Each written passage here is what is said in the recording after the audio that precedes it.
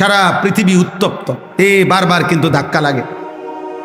মনে রাখো ভাই, সুখের জীবন কমে আসতেছে, ফুর্তির জীবন কমে আসতেছে।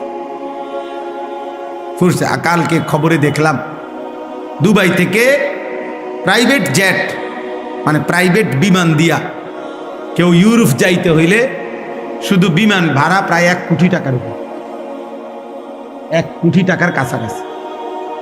অর্থাৎ মানুষের সুখ, শান্তি, নিরাপত্তা আল্লাহ যদি না দেয়, কারো হাতে নাই, কারোর হাতে নাই। দুবাই নাকি কুয়েত, আমিরাত নাকি সৌদি, আরে না রে ভাইয়া, মাত্র কয়টা বুম ফলাইছে নির্দিষ্ট মার্কিন সামরিক ঘাঁটিতে ইরান থেকে, এক দূরেই সবার পায়জামা গরম, সবার হুড়াহুড়ি দৌড়াদৌড়ি। অতএব সুখ কমে আসতেছে। দেখবেন সারা পৃথিবী অস্ত্রের ঝনঝনানি। প্রত্যেকটা রাষ্ট্রই তাদের নিজ নিজ শান দিতেছে, নতুন করে ধুইয়া মুচ্ছা সাফাই পরিষ্কার করতেছে। অর্থাৎ সারা বিশ্বব্যাপী আবারও এই হানাহানি, এই যুদ্ধ লাগবেই। এটাই পৃথিবীর পরিবর্তন আসবে। 1924 খ্রিস্টাব্দে মুসলিম খেলাফত, ওসমানী খেলাফত সর্বশেষ পতন হয়েছিল। 2024 পার হইয়া 102 বছর এখন রানিং। তার মানে পরিবর্তনের সময় হয়েছে। আল্লাহ তাআলা এই পৃথিবীতে নতুন একটা পৃথিবীর পরিবর্তন হবে, পৃথিবীর পরিবর্তন হবে। এই পরিবর্তনের মুখে এই নাফরমান পাপী, এই অসভ্য, আল্লাহ চেনে না, আখিরাত চেনে না, অথচ মুসলিম শুধু নাম ধরে রাখছে, এরকম অগণিত নাফরমান হারায় যাবে। দেখেন, হারায় যাবে। আর ঈমানবিহীন, আল্লাহবিহীন, আখিরাতবিহীন যদি মৃত্যু হয়, তো চিরস্থায়ী জাহান্নাম ছাড়া আর কিছুই জুটবে না। এজন্য আল্লাহর দিকে ফেরো। রমজানকে সামনে রেখে আমার কথা এটাই, বাকিটুকু রমজান আবারও ঘুরে দাঁড়াও। যাদের যেটুকু নামাজ ছুটে গেছে, নামাজ পড়ো আব্বা, 5 ওয়াক্ত নামাজ পড়ো। নামাজ ছাড়া মুসলমান হয় না, নামাজ ছাড়া মুসলমান পরিচয় টেকে না। নামাজ পড়ো, রোজা রাখো, আল্লাহর ঘরে বারবার আসো, আল্লাহর কালাম পড়ো, আল্লাহর দিকে ফেরো। আমরা মুসলমানের জন্য পৃথিবীর কারো কাছে, কোনো সংস্থা, কারো কাছে খোদার কসম আমাদের কোনো নিরাপত্তা নাই। আমাদের নিরাপত্তা, আমাদের স্বস্তি, আমাদের বেঁচে থাকা সবকিছু আমাদের আল্লাহর হাতে। কার হাতে? আল্লাহ। আর সেই আল্লাহরে বৃদ্ধাঙ্গুলি দেখাইলে, সে আল্লাহর থেকে মুখ ফিরাই নিলে, সে আল্লাহকে সেজদা না দিলে আমাদের শান্তি আসবে কোত্থেকে? আমাদের সুখ আসবে কোত্থেকে? আমি শুধু মরে গেলাম এটা তো না, আমাদের 4টা ছেলে মেয়ে আছে, ওরাও তো বাঁচবে আগামী দিন। আপনি শুধু মরে গেলেন, আপনার নাতি নাতনি আছে না, তো ওরা আগামীর পৃথিবীতে যদি নিরাপদে থাকতে না পারে।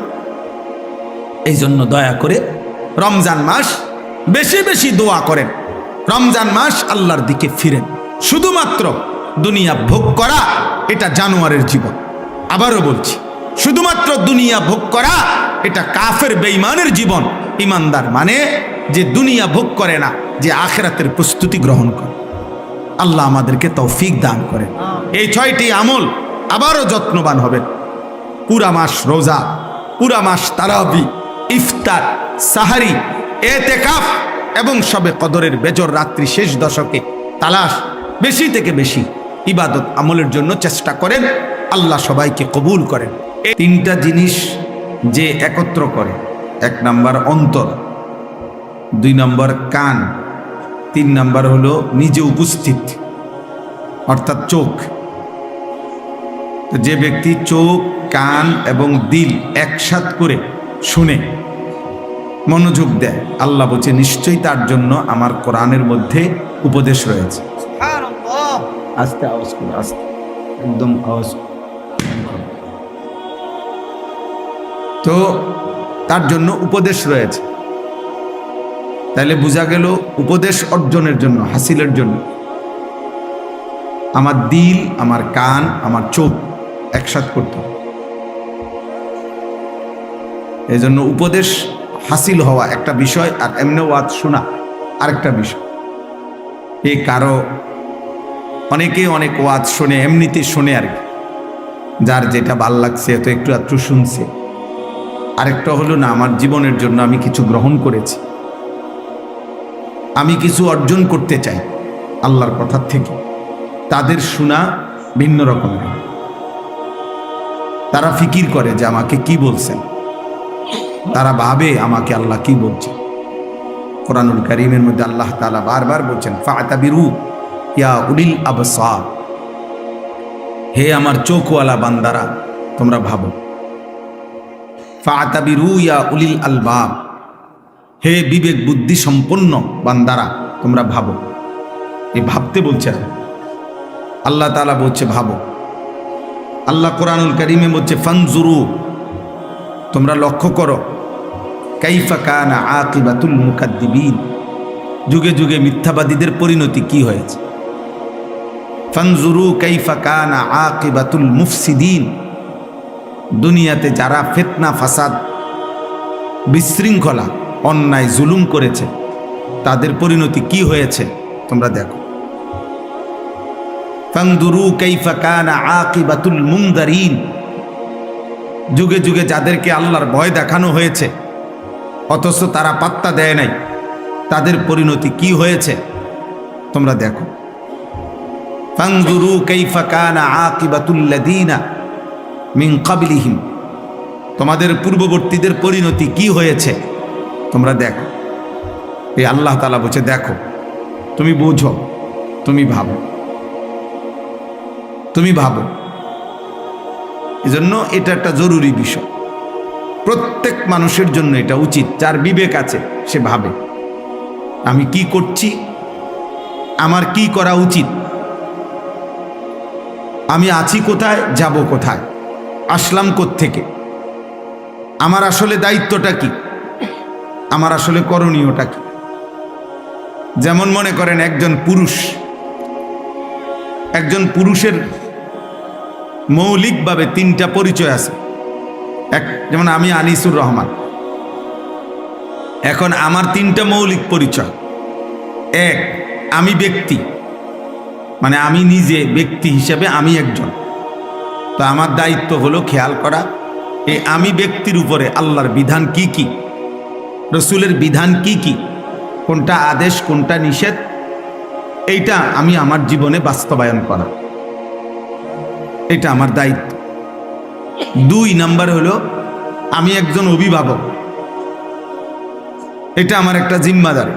আমার অধীনে কিছু মানুষ আছে, আমার স্ত্রী, আমার 4 জন ছেলে মেয়ে, আমার একজন গাড়ির ড্রাইভার, আমার একজন খাদেম ছেলে আছে, আমার মাদ্রাসা আছে, সেখানে 34 জন শিক্ষক কর্মচারী আছে, প্রায় 500-র মতো ছাত্র আছে। এরা আমার অধীনে, আমি এদের অভিভাবক। এদের প্রত্যেকের ঈমান আমল, আখিরাত, হালাল হারাম, পাক না পাক,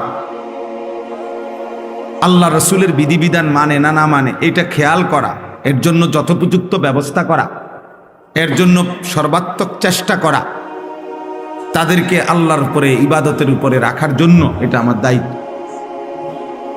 এর জন্য আমাকে আল্লাহর কাছে জবাবদিহি করতে হবে। 3 নাম্বার হলো আমি একজন উপার্জনকারী, অর্থাৎ পুরুষ মাত্রই উপার্জন করে, কামাই রোজগারি করে, জীবন চলতে গিয়ে উপার্জন করে, চাকরি হোক, ব্যবসা হোক, দেশে থাইকা হোক, বিদেশ থাইকা হোক, কৃষি হোক, ক্ষেত খামার হোক, যেমনি হোক পুরুষ মানুষ রোজগার করে। তাহলে আমি একজন উপার্জনকারী। এক্ষেত্রে আমার দায়িত্ব 2টা জিনিস লক্ষ্য রাখা। 1, যা উপার্জন করছি তা হালাল কিনা। 2, যা খাচ্ছি বা খাওয়াইতেছি পরিবারকে তা হালাল কিনা। আকলে হালাল, কাসবে হালাল, আমার উপার্জনটা হালাল কিনা, খাবারটা হালাল কিনা, এই 2টা খেয়াল করে। তাহলে এই 3 জিনিস বিবেকবান পুরুষ মুসলমান তার জিম্মাদার। এক, আমি আনিস, আমার উপরে আমার আল্লাহর হুকুম কি, আমার রাসূলের হুকুম কি, আদেশটা কি, নিষেধটা কি, সেটা ঠিকমতো পালন করা। আমার অধীনস্থ যতজন, ওদের ঈমান আমল আখিরাতের ফিকির করা আমার দায়িত্ব। আমি যা রোজগার করি যেভাবেই হোক, তো সেটা এক নাম্বার হালাল কিনা, এবং যা খাই তা হালাল কিনা। এই বিষয়ে যে যত্নবান না, তারা সংসার করে ঠিক, জীবন চলে ঠিক, কিন্তু এলোমেলো।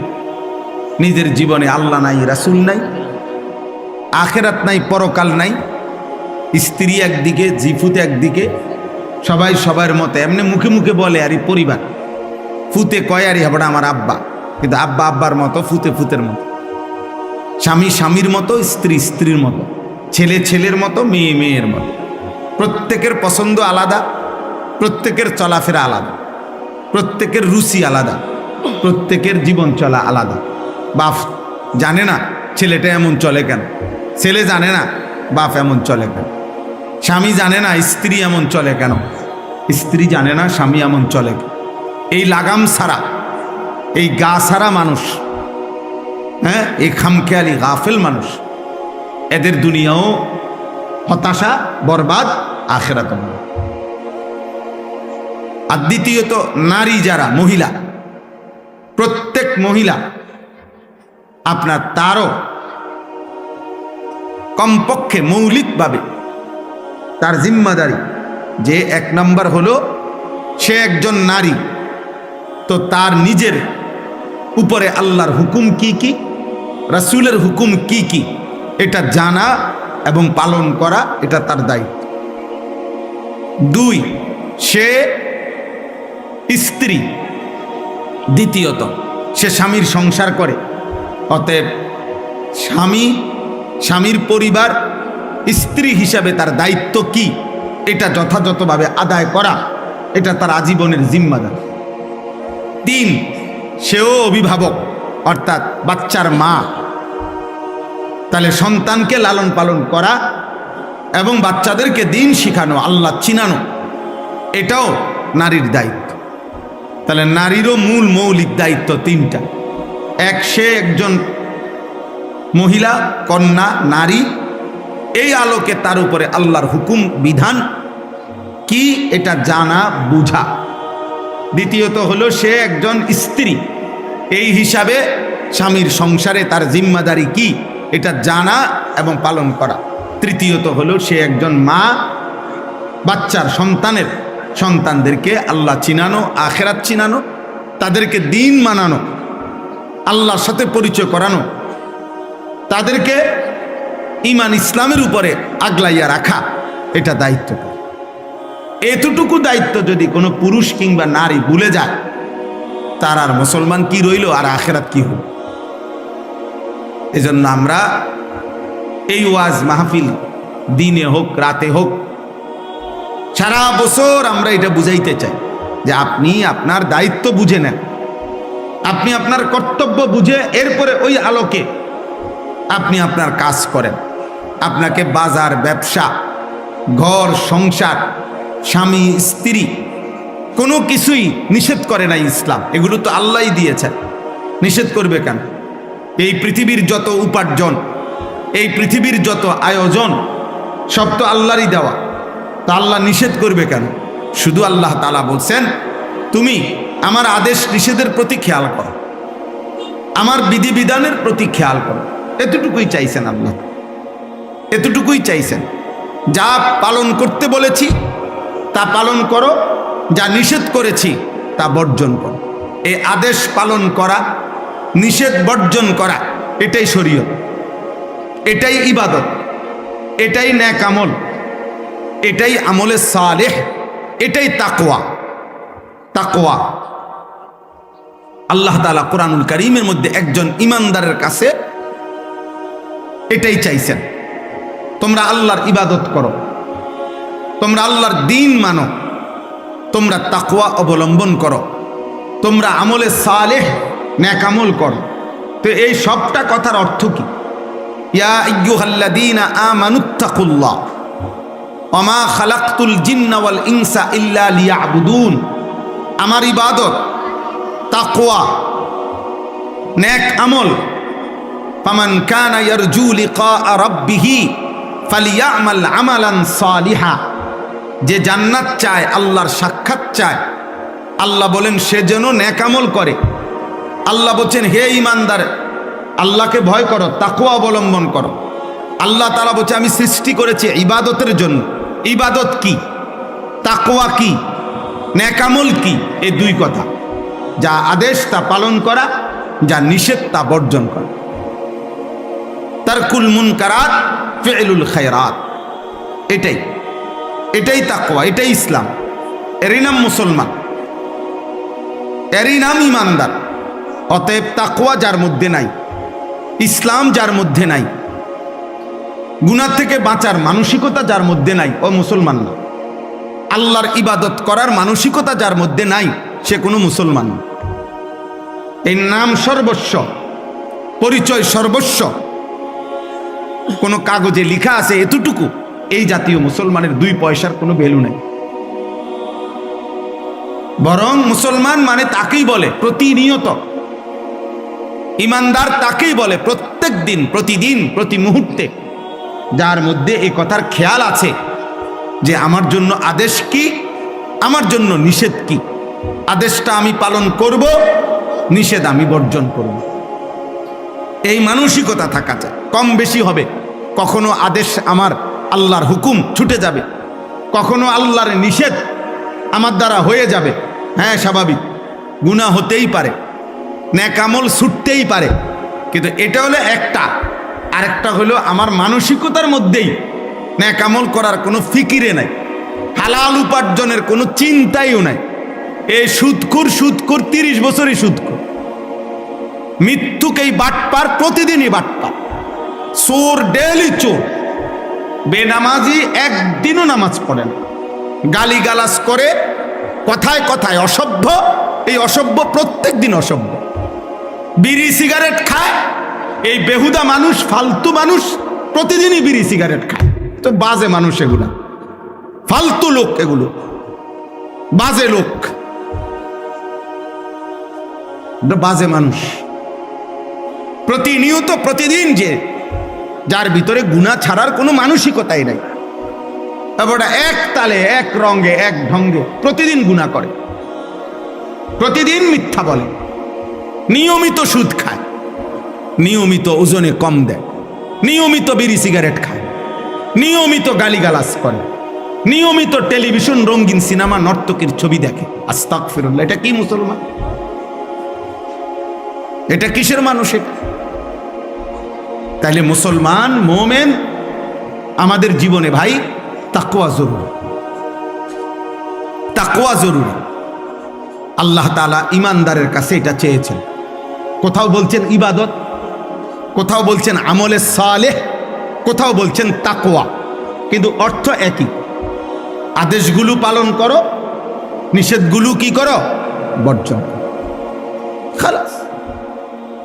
বলে আমি সব পারবনি, আপনারে কইছিনি সব পারতেন, আপনি শুরুও না করবেন, আপনি চেষ্টা না করবেন, তৌফিক আল্লাহ না দিবেন। আপনার ভিতরে তো চেষ্টাই নাই। 365 দিন, 1 বছর এক তালে মিথ্যা বলে কেমনে? নিয়মিত গুনাহ করে কেমনে একজন মুসলমান? যার ভিতরে আখিরাত আছে, যে নিজেকে চিনে মুসলমান।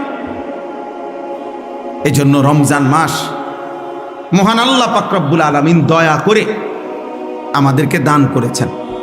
মূলত আল্লাহ তো চেয়েছিলেন 11 মাস 12 মাস বান্দা তাকওয়ার উপরে থাকবে, নেক আমলের উপরে থাকবে, ইবাদতের উপরে থাকবে।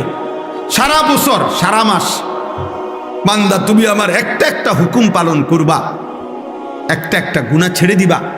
আমি তো এটা প্রতি মাসেই তোমার কাছে চাইছিলাম, কিন্তু আচ্ছা ঠিক আছে, যাও।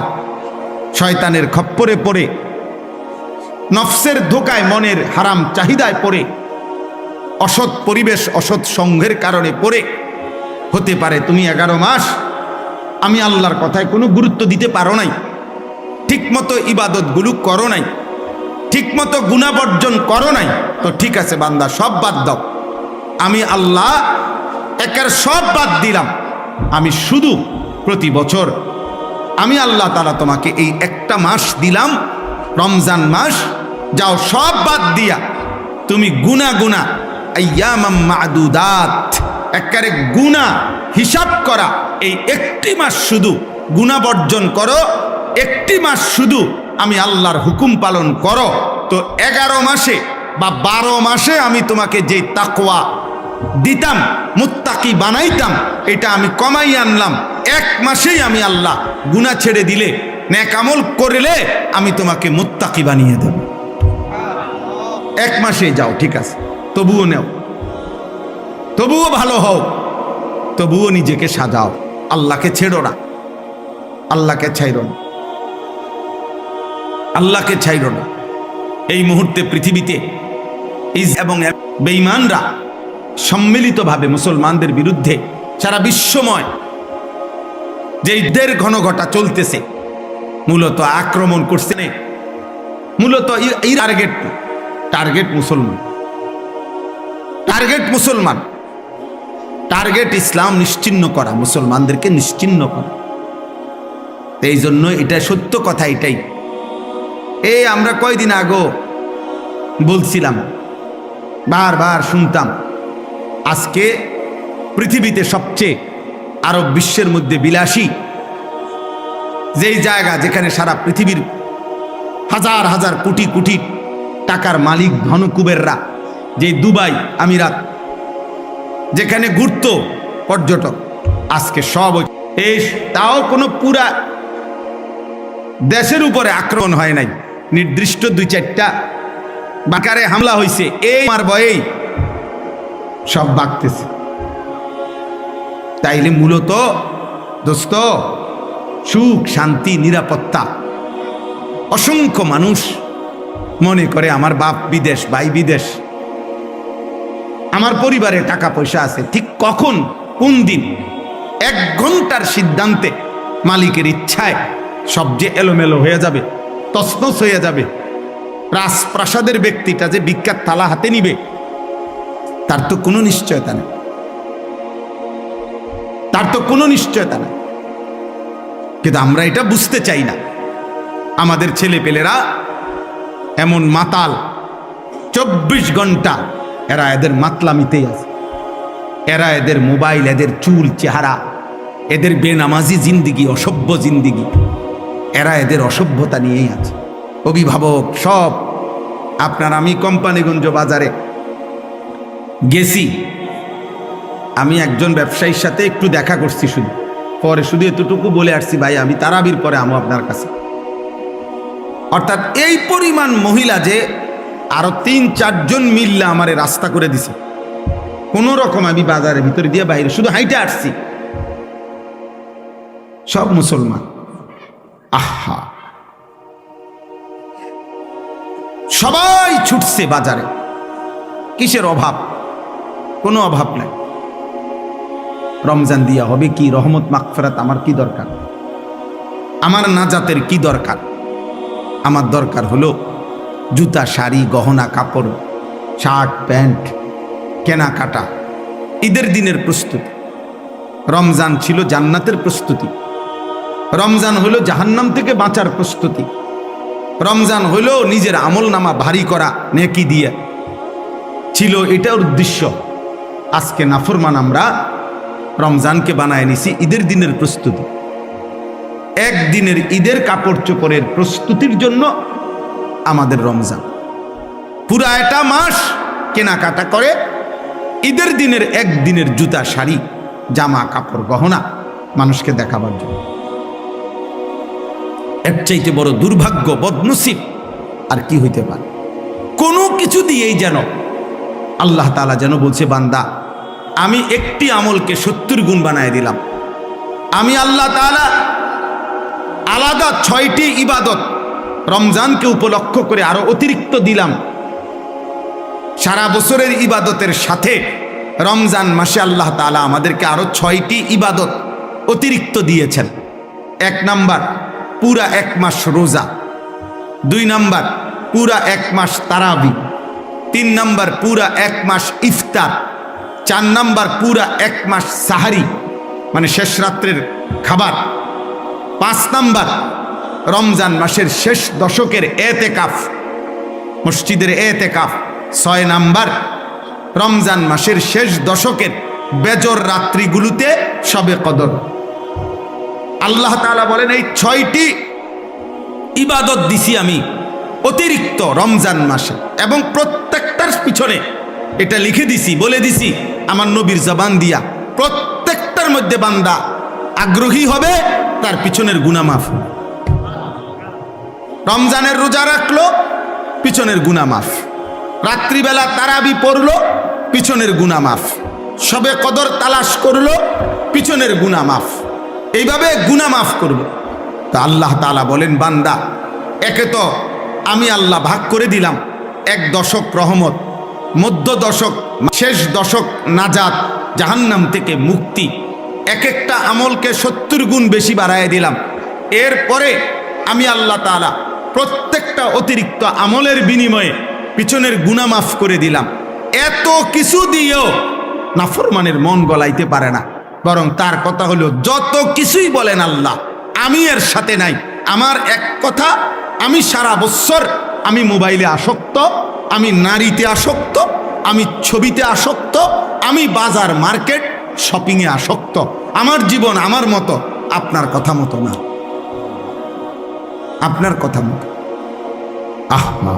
আফসোসের বিষয়, রাসূলুল্লাহ সাল্লাল্লাহু আলাইহি ওয়াসাল্লাম প্রত্যেক রমজানে, বুখারী শরীফের হাদিস, প্রত্যেক রমজানে হযরত আব্দুল্লাহ ইবনে আব্বাস রাদিয়াল্লাহু তাআলা আনহুমা তিনি বর্ণনা করছেন, প্রত্যেক রমজানে প্রতি রাত্রে হযরতে জিবরাইল আলাইহিস সালাম আমাদের নবীজি সাল্লাল্লাহু আলাইহি সাল্লামের কাছে আসতেন, আর এসে বিগত বছর পর্যন্ত যেটুকু কোরআন নাজিল হয়েছে এ প্রত্যেক রাত্রে পূর্ণ কোরআন একবার জিবরাইল নবীকে শুনাইতেন, আরেকবার নবীজি জিবরাইলকে শুনাইতেন।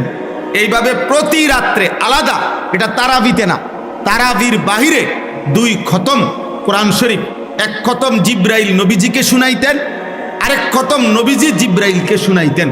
এইভাবে কোরআন তেলাওয়াত করতেন। তারাবির নামাজে আবার পৃথক আল্লাহর কোরআন পূর্ণ লম্বা তেলাওয়াত করতেন। মাগরিবের নামাজের পরে আউয়াবিন 6 রাকাত ওইখানে তেলাওয়াত করতেন। তাহাজ্জুদের নামাজে 8 রাকাত সেখানে তেলাওয়াত করতেন। 5 ওয়াক্ত নামাজে কোরআনুল কারীম লম্বা তেলাওয়াত করতেন। পুরাটা রমজান এভাবে আল্লাহর নবী সাহাবায়ে কেরাম আল্লাহর কোরআন তেলাওয়াত করতেন। আর আমরা 27টা রাত্র মিলাইয়া মাত্র 1 পারা করে কোরআন শরীফ ইমাম সাহেবের পিছনে দাঁড়াইয়া পড়বে না, উনি শুধু দাঁড়াইয়া হাফেজ সাহেব খতমে কোরআন পড়বে, উনি শুধু পিছনে দাঁড়াইয়া তারাবির নামাজে শুনবে শুধু 1 পারা ডেলি। 27 দিনে মিলাইয়া 1 খতম কোরআন শরীফ হবে।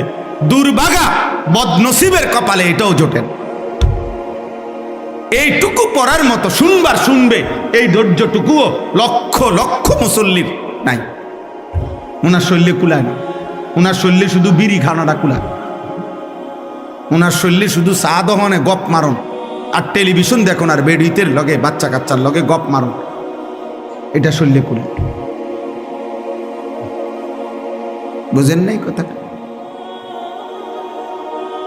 40 মিনিটের কাজ 50 মিনিটের সময় ধৈর্য কুলায় না, পারতাম না, এক কথা শেষ। কি লেগে পারতাম না? লক্ষ লক্ষ হাজার হাজার মসজিদে খতমে তারাবি হয় না। খতমে তারাবি ওই 20 মিনিট 20 রাকাত টার্গেট দিয়ে দিছে, যত তাড়াতাড়ি পারবেন।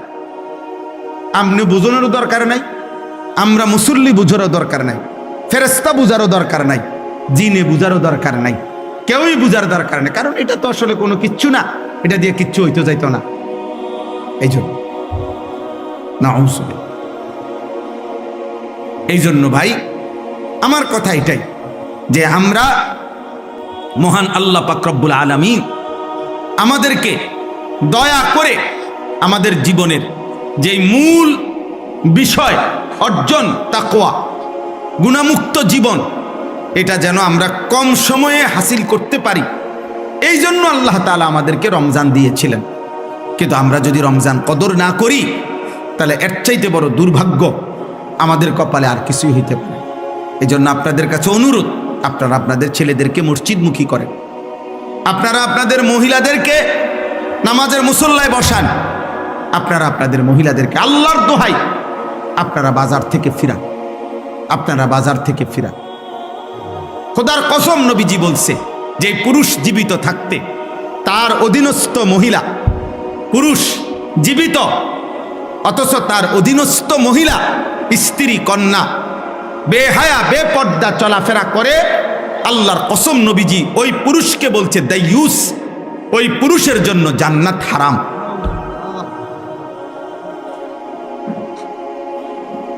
এটা মনে রাখতে হবে বাপ। দাইয়ুস বলা হয় মহিলাকে না। আমাদের সমাজে অনেক মানুষ বুঝে না এটা, মানুষের কথা কথা বেড়িতে কয় তাই একটা দাইয়ুস মহিলা। না না না, মহিলা দাইয়ুস হয় না। দাইয়ুস পুরুষকে বলে, পুরুষ যেই পুরুষের অধীনস্থ নারী বেপর্দা, যেই পুরুষের অধীনস্থ নারী বেহায়া, যেই পুরুষের অধীনস্থ নারী বেপর্দা চলাফেরা করে, ওই পুরুষকে বলে দাইয়ুস।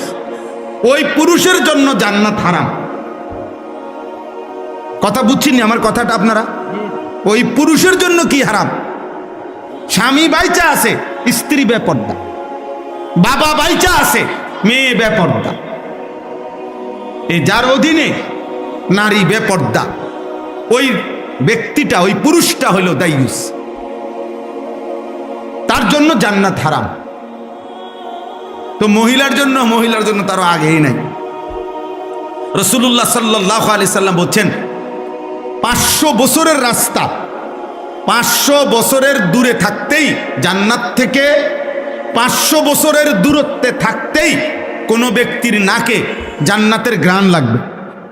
তো কিন্তু আল্লাহর নবী ওয়াদা দিছে, বেহায়া নারী, বেপর্দা নারী 500 বছরের দূরত্বে থাকেও জান্নাতের এই বেহায়া নারী ঘ্রাণও পাবে না, ঘ্রাণও পাবে। লাম ইয়াজিদনা রিহাল জান্নাহ, জান্নাতের ঘ্রাণও তার নাকে লাগবে না। বেপর্দা নারী, বেহায়া নারী। এই জন্য কার শাড়ি কে দেখে? একজন মহিলা শাড়ি কিনছে, এটা দেখবে কয়জনের? সর্বোচ্চ 10-20 জন মানুষ। পুরা ইউনিয়নের মানুষ কি আর রং চাইতে হয় বুড়ি আমনের বেডির কাপড়? এক জোড়া জুতা কে দেখে? আর কার জুতা কে দেখে? কার ঠ্যাঙ্গে জুতা নাই? জুতা তো প্রত্যেকের পরনেই আছে। তাহলে বুঝি পুরা গ্রাম চুক্তি মানুষ আইবা আমনের জুতা এক জোড়া চাইতে। এটা নইলে 10-20 জন মানুষ দেখবে এটুকুর জন্য। আস্তাগফিরুল্লাহ, এত বড় রমজান, এত বড় রহমত মাগফিরাত নাজাতের মাস, এভাবে জবাই করে দেওয়া, এভাবে বিসর্জন দেওয়া, এভাবে কোরবান করে দেওয়া, এটা উচিত না। এটা উচিত না, কোনোভাবেই উচিত না, কোনোভাবে উচিত। এজন্য স্ত্রীকে ফিরান, হাতে ধরে ফিরান, জোর করে ফিরান, যদি আপনি নিজে জাহান্নাম থেকে বাঁচতে চান। আর যদি মস্কারি করেন, হাসি দিয়ে উড়াইয়া দিলেন, অথবা বললেন হুজুর বলেন তো, বুঝি তো, পারি তো না, এই সমস্ত মস্কারি করলে ঠিক আছে আব্বা, দুনিয়া তো চলবে, কিন্তু আখেরাত চলবে না, আখেরাত চলবে না। রমজান আল্লাহ তাআলা যে জিনিসের নিয়ামত যেমন বেশি, গাফলতির শাস্তিও বেশি। যেমন মক্কা শরীফ, আল্লাহর ঘর কাবা, হারামের সীমানা যেটা, হুদুদে হারাম, আল্লাহর ঘরের যে সীমানা, মসজিদে হারামের যে সীমানা, ওখানে নেকি যেমন অনেক, ওইখানের অপরাধ পাপের শাস্তিও অনেক, শাস্তিও অনেক। ঠিক রমজান মাসের নেকি যেমন অনেক, ওই সময় আল্লাহর গোস্বাও অনেক। এই জন্য হাদিসের মধ্যে আছে, আল্লাহ নবী সাল্লাল্লাহু আলাইহি সাল্লাম বলছেন, আপনারা বহু শুনছেন ওয়াজে এটা, যে রমজানের শেষ দিন হযরত জিবরাইল আলাইহিস সালাম নবীজির কাছে এসে, নবীজি তখন মিম্বরের মধ্যে উঠতেছিলেন, এই মিম্বরের মধ্যে উঠা অবস্থায় আল্লাহ নবী সাল্লাল্লাহু আলাইহি সাল্লামের কাছে জিবরাইল আসছে, আর আয়েশা শুনাইছে, ইয়া রাসূলুল্লাহ, যে ব্যক্তি রমজান পেল মান আদরাকা রমাদান, যে ব্যক্তি রমজান পর্যন্ত হায়াত পাইছিল কিন্তু এত বড় রমজানে নিজের গুনাহ মাফ করাইতে পারে নাই, আল্লাহর সন্তুষ্টি অর্জন করতে পারে নাই। আল্লাহর নবী সাল্লাল্লাহু আলাইহি সাল্লামের কাছে জিবরাইল বলছে, ইয়া রাসূলুল্লাহ, ওই নাফরমানের উপরে আল্লাহর লানত, আমরা ফেরেশতাদের লানত। নবীজি বলছে আমিন, মানে আমি মুহাম্মদেরও লানত। যা তোর উপরে আল্লাহর লানত পড়ুক, তোর উপরে ফেরেশতার লানত পড়ুক, তোর উপরে আমি নবী মুহাম্মদের লানত পড়ুক, লানত পড়ুক। তুই একটা রমজান তবুও টেলিভিশন ছাড়তে পারলাম না, একটা রমজান তবুও মোবাইল ছাড়তে পারল না, একটা রমজান তবুও বিড়িখানা ছাড়তে পারল না, একটা রমজান তবুও সুদ খাওয়া ছাড়তে পারল না, একটা রমজান তবুও কাস্টমারকে ঠকানো, এই বাটপারি 2 নম্বরই ছাড়তে পারল না, একটা রমজান তবুও কি চুরি চামারি ছাড়তে পারল না, একটা রমজান তুমি মহিলা বেহায়া নারী একটা রমজান মাসে পর্যন্ত বেপর্দা বাজারে ঘুরে ছাড়তে পারল না। নাফরমান এত বড় অসভ্য মহিলা হয়, মুসলমান নারী এতটা বেয়াদব কেমনে হয়? এতটা অসভ্য কেমনে হয় বলেন? এজন্য আল্লাহ রসুল বলছে, জিব্রাইল আইসা বলে গেছে, ইয়া রাসূলুল্লাহ, লানত, তার উপরে লানত। তো যার উপরে আল্লাহর লানত, তারে রমজানে নেকি দিবে কে? যার উপরে নবীর লানত, যার উপরে ফেরেশতাদের লানত, তাকে নেকি দিবে কে? বলেন।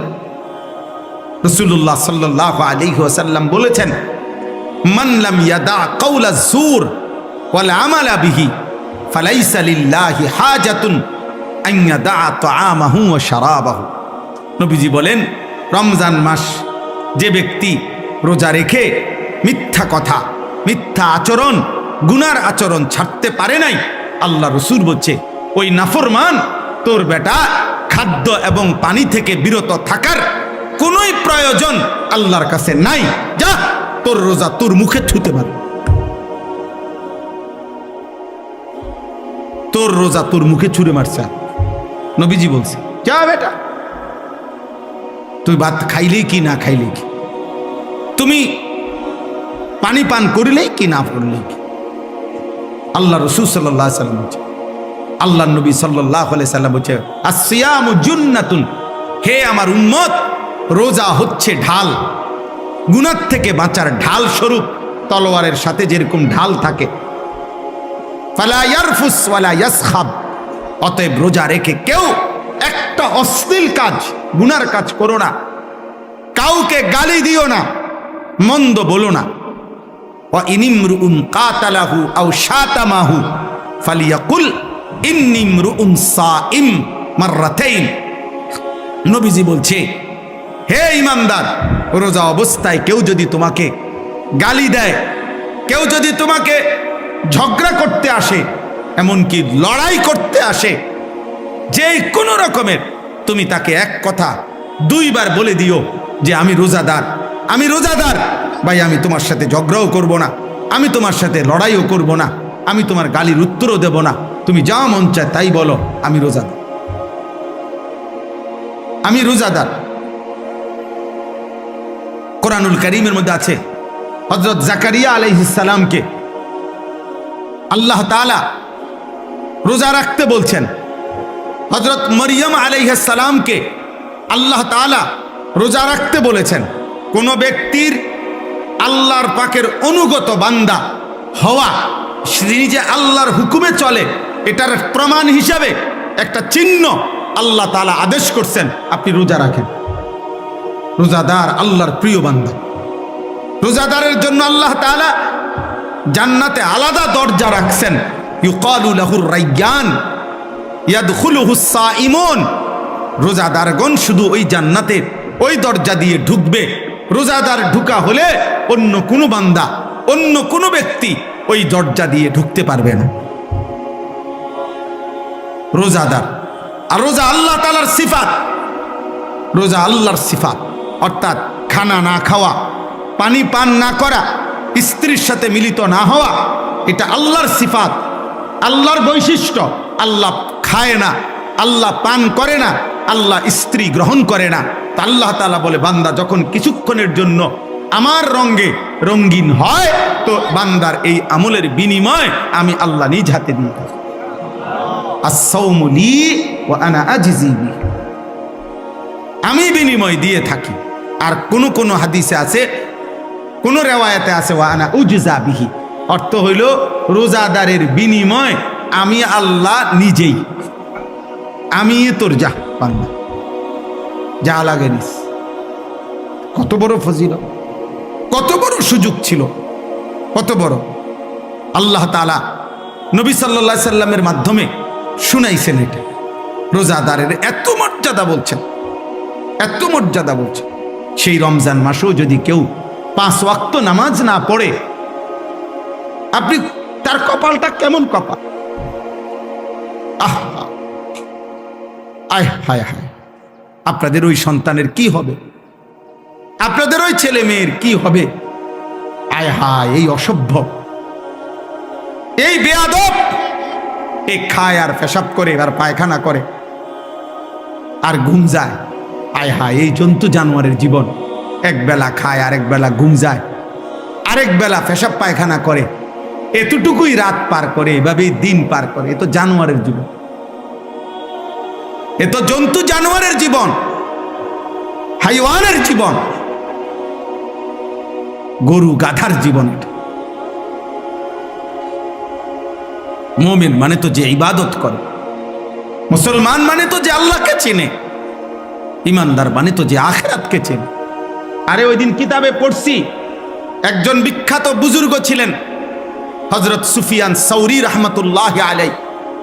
আশ্চর্য, উনি একদিন ভালো খানা খাইছে, রাত্রেবেলা খানাটা একটু বেশি খাইছে, স্বাদ লাগছে, তো খাইয়াই আবার খানা খাইয়া বলতেছে, হায় শোনো, যেই গাধাকে বেশি খাওয়ায় মালিক তার থেকে কাজও বেশি নেয়। তো আমি গাধারে যেহেতু আমার মালিক আজকে বেশি খাওয়াইছে, যা আজকে রাত্র আর ঘুমাইতাম না, ফজর পর্যন্ত তো সারা রাত্র নফল ইবাদতের মধ্যেই ছিল, কেন বেশি খাইলাম? এবং উদাহরণ দিছে নিজেকে, যে গাধাকে তার মালিক ভালো খাওয়াইলে কামও বেশি নেয়। আমার মালিক যেহেতু আজকে আমার ভালো খাওয়াইছে, বেশি খাওয়াইছে, যা আমি আজকে আমার মালিকের গোলামি বেশি করব। এমন ছিল বুজুর্গান, এমন ছিলেন ইমামে আজম আবু হানিফা রাহমাতুল্লাহ আলাইহি। 61 খতম কোরআনুল কারীম রমজান মাসে পড়তে, প্রতিদিন 2 খতম আলাদা, আর তারাবিতে মোট 1 খতম। ইমাম মালিক রাহমাতুল্লাহ আলাইহি রমজান মাস আসলে পৃথিবীর সব কাজ বন্ধ করে দিতেন। রমজান মাস আসলে শুধু কোরআনুল কারীম, জিকির, তেলাওয়াত, ইবাদতে লেগে থাকতেন। রমজান মানে মুমিনের জন্য। মনে রাখবেন, যার মৃত্যু হবে, যার কবর আছে, যার আখিরাত আছে, যার ফুলসিরাত আছে, যার আমল নামা আছে, যার ভিতরে আছে যে আমাকে আল্লাহর সামনে হিসাব দিতে হবে, তার জন্য রমজান ভিন্ন কিছু, আলাদা কিছু, অনেক কিছু। আর যেই নাফরমান শুধু খায়, ঘুম যায় আর পেশাব করে আর দুনিয়া ভোগ করে, তার জন্য রমজান কিছুই না।